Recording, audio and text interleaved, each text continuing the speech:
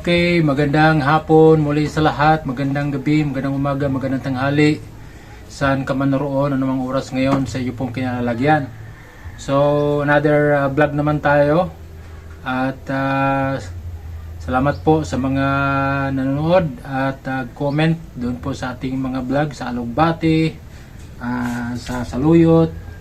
At marami pa po tayong halaman na itatampok, ibibida po natin dito.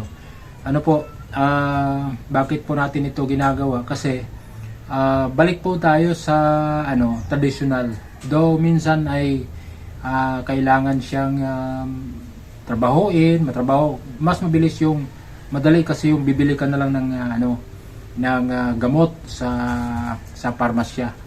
Pero kung ito naman ay gagawin nating pagkain, so habang naghahanda ka ng pagkain, yun pala ay gamot na din para sa atin. And yun nga, prevention is better than cure. So ngayon pong hapon, another bida na naman na pagkain, lalo na sa mga Pilipino, lalo na sa mga mahilig ng sabaw. Ano po? So huwag nating patagalin. At bago na lahat, kung ngayon ka lamang po sa akin pong channel, pwede pong i-subscribe and pwede rin pong i-follow. Yan. So, ngayon po, ang ating pong bida ay ang dahon ng sili. Naalala ko po, dito sa Bicol, bago pa lang kami, nakita ko po yung mga nagtubo lang, sa Bulasan, yung sa mga damuhan ba, nagtubo lang doon. Tapos ang ginawa ko ay binubunot ko, tapos tinanim ko ng maayos, nakalinya, nakaplat, siguro nasa mga 30 pieces na puno. At mayroong kapitbahay na nasabi niya, ikaw ang pinakamalaki pastor ng plantation ng plantation daw ng sili. Yung ganitong sili, yung labuyo.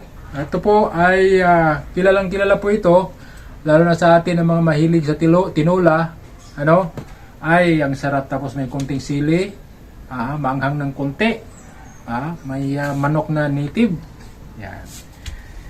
So mga benepisyo po ng pagkain ng gulay, dahon ng sili. Ayan. So maalala mo talaga ito pag magkatay ka ng manok at gusto mong magsinabaw. Ayan, masarap po ito. Okay? So ito po yung health benefits niya. Ito po ay immune booster, mayaman sa vitamin C, na tumutulong labanan ang mga infeksyon. Ayan, so yun po, pakinabang, rich po siya ng vitamin C. Parang yung mga kilala natin vitamin C, kalamansi, yung bayabas. Pero dito sa gulay na ito ay rich ng vitamin C. May antioxidant. Meron din siyang antioxidant, guys, tumutulong linisin ang katawan laban sa free radicals na nakakasira sa cells. So yun pala. Ito, guys, pwede kayong maggulay,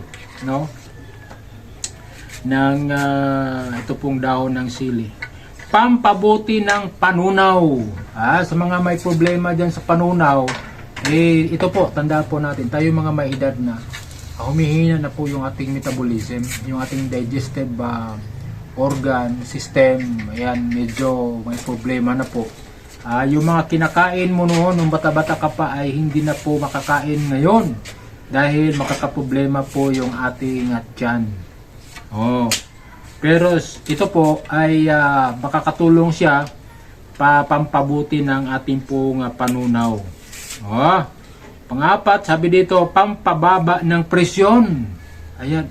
So, halos lahat ng mga gulay yata, mga nakakatatlo pa lang ito na natin, pero halos lahat ng gulay ay yung tatlong nabanggit po natin, na itampok na po natin, ay nakababa ng presyon. Traditional na ginagamit bilang halamang gamot upang makontrol ang blood pressure at mapabuti ang daloy ng dugo. yun guys ha. Kaya pwede din po kung kayo po ay ano, ganito lang ang gagawin kung wala tayong malaking pagtataniman.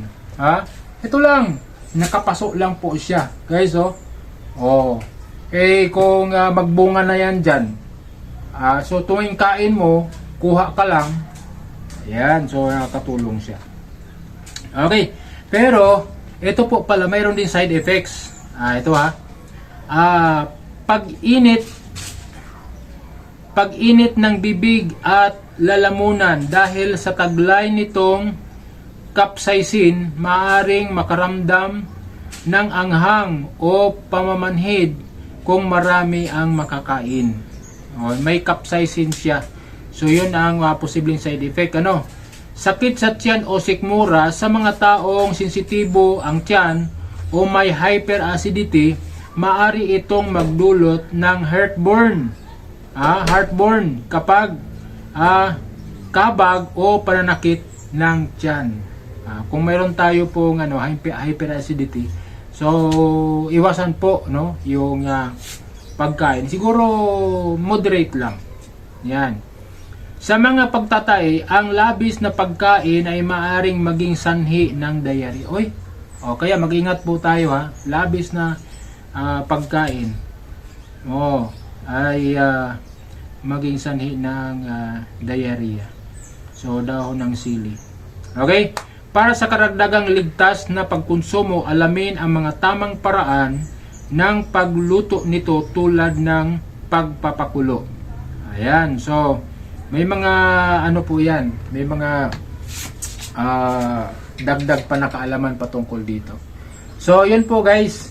Ito siguro naman kung marami naman halimbawa marami tayong halaman sa garden, siguro once a week. Kasi halimbawa sa araw na ito malunggay, daming gulay, di ba? So sunod naman na halimbawa mag once a week lang tayo magtinola. Once a week magtinola. So okay na yan, moderate lang yan siya. Hindi na labis yan. Okay? So at marami naman din sangkap, marami siyang halo. Pag nagulay tayo, halimbawa sa tinola, mayroon ng kasamang papaya, mayroon kasamang minsan kasama diyan, sayote. So yun po. Sana po nakakatulong no yung atin pong video na ito. Ayan, so maganda po magtanim po tayo.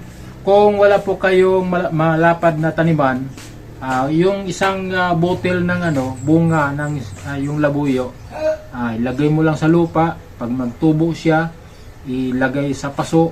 Yan, so ito na siya. Di ba? Tapos pag naghinog na siya, meron kang suka, lagyan mo ng luya, lagyan mo ng bawang, lagyan mo ng sili. So yun po. God bless po sa ating lahat.